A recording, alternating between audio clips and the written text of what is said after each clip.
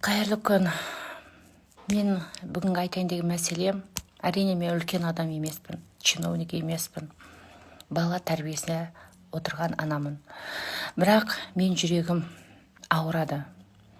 Жай бір өсек болса, біз оны шулатып, біреу ішіп қойыпты, біреу сөйтіп төбелесіпті деп шулатып жібереміз. Бүкіл жаңағы әлеуметтік желілердің бәріне.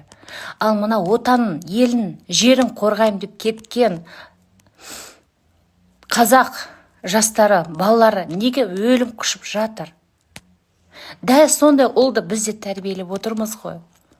Баласынан айырылған ата-ананы орнына өздеріңіз қойып көріңіздерші.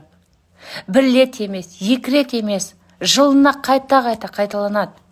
Құрметті президент Қасым-Жомарт Тоқаев, сіз кеше ғана жолдауыңызды айттыңыз ғой, бұл мәселеге біз мән беріп шешеміз деп. Неге сіздің көп айтқан жолдаудағы сөздеріңіз ешқандай нәтижесіз қалап қояды? Ешқандай результат болмайды. Неге шынымен де мықты жұмыс істеймін деген адамдар қасыңызға алмайсыз? Шынымен елі жер үшін жұмыс жасайтын. Балалар әскерден қашпау керек. Олар елін жерін қорғаймын деп патриоттық сезіммен бару керек.